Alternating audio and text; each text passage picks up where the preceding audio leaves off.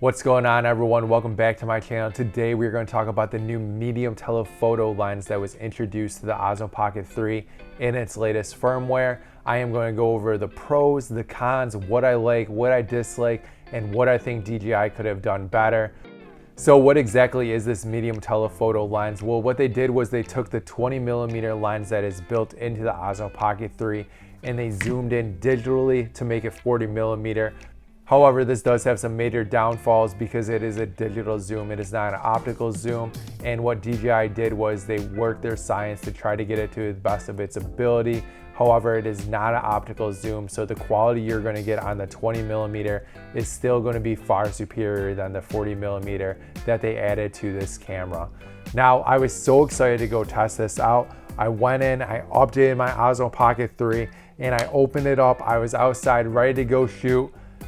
My mode that I like to shoot in on the Osmo Pocket 3 is in D-Log. I looked at my camera and I go, oh no, there is no zoom in on D-Log. This mode is only available in normal color. This is such a disappointment because I love to shoot in D-Log and get the most out of my Osmo Pocket 3 to take full advantage of that sensor and the 10-bit color that this camera has. You lose a lot of that when you're shooting in the normal color mode. So I switched over to normal mode and I see on the bottom they have this little icon here, and if you just press it, it is going to zoom into that 40mm, and if you press it again, it's going to zoom back out. So now let's jump into some of the footage that I was able to capture. I shot all of this at 4K 60 frames per second because that's the way I use my Osmo Pocket 3. I love shooting in slow motion. I love converting that 60 frames back to 24 frames. I think that is a sweet spot, and that way I am capturing the B-roll that I would normally capture on my Osmo Pocket 3 when testing out this new medium telephoto lens. So the first shot that I did capture was just myself walking down this street here, and this was with a 20mm lens in D-Log, and I added a simple LUT to this just to make it a little bit better, and then I switched to the 40mm lens, and as you can see here, the footage still looks great, but because it is that normal color profile, you are seeing a lot of digital artifacts and also a lot of contrast in this shot, which I am not the biggest fan of. And then I thought it would be a good idea to test out the selfie mode using this new lens. I don't think I would ever use 40mm holding a camera out like this to film myself. However, I was out there and I was willing to give this a test. So now you can see what the 20mm lens looks like. And then I'm going to switch over to the 40mm lens, which looks crazy because I am cut off literally right here. 40mm is way too close to be selfie vlogging with. But one thing I was actually really impressed with was the depth of field in this shot. As you can see here, the background is actually blown out very well. I don't know the magic that DJI is using to get this look, but I was actually very impressed. So then I came across this tree here, and I thought it would be really cool to try that parallax look you can get when using a more telephoto lens on a gimbal. And I was actually very happy with the results I was able to get. As you can see, I am getting a pretty cool parallax with the tree in the foreground and the building in the background here.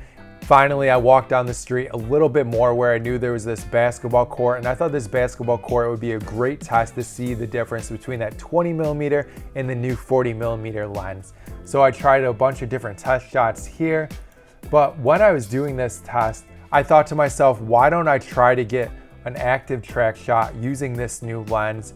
Unfortunately, active track is not available using this new telephoto feature on the Osmo Pocket 3. However, not a problem. I actually went back into D-Log and I zoomed all the way into 2x, and I was still able to use the active track, and I was able to get an active track shot of myself dunking. Yes, I used to be a basketball player back in my day, so it was great to be able to show off my skills on this 8-foot rim. Because there is a lot of motion in this shot and I'm not just looking at a static shot, you're unable to really determine the quality of this shot. And I think this is a great way to capture that 40mm if you do want to continue using active track. Okay, so now let's jump into my pros and cons of using this new lens on the Osmo Pocket 3. If you are planning on doing a quick interview on the go and you don't plan on color grading and you just want to shoot it and upload it, I think this new feature could work out really well for you because, like I said, I was impressed with the depth of field you're able to get on this new 40mm lens. Second, if you want to go for a compressed shot, that compressed parallax shot where your foreground and your background seem like they're pushed together, and then if you do a wrap or a gimbal move, you get a really cool parallax effect. I think using this could be a great way to incorporate some new unique shots into the B-roll you are capturing. Third is when it comes to those travel videos where you want to get it more reach, but you physically cannot get closer to the object. I could definitely see myself and others using the new telephoto lens in that scenario. Okay, now let's get into the cons. So I think there are 3 major cons when using this lens. Number 1 is no D-Log. I want to take full advantage of the Osmo Pocket 3 and get the best quality video out of it, and not being able to shoot in D-Log is not going to allow me to do that. However, if you are shooting in the normal color profile and you like that look, I think this is a great addition to your kit.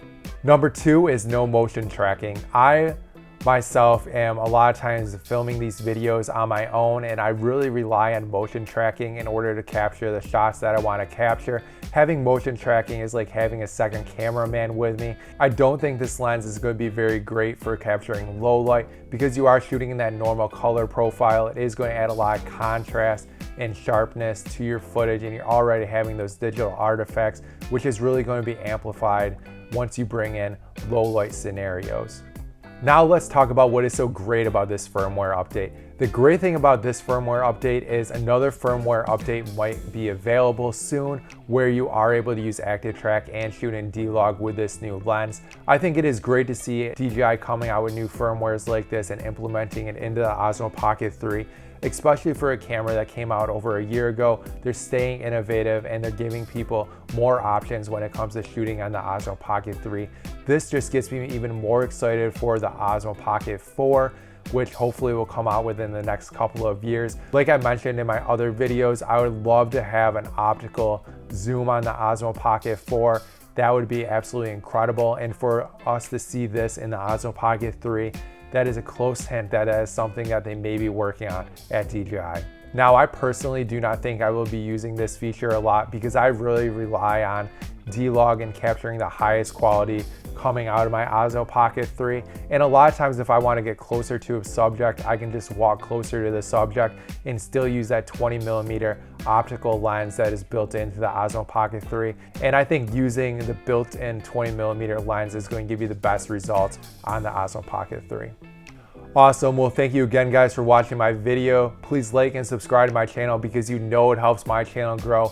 Please give myself a follow on TikTok and Instagram. I'll leave my handles right here. If you have any questions about this firmware update or the Osmo Pocket 3, please ask them in the comment section below and I will do my best to answer them for you. Until next time, peace.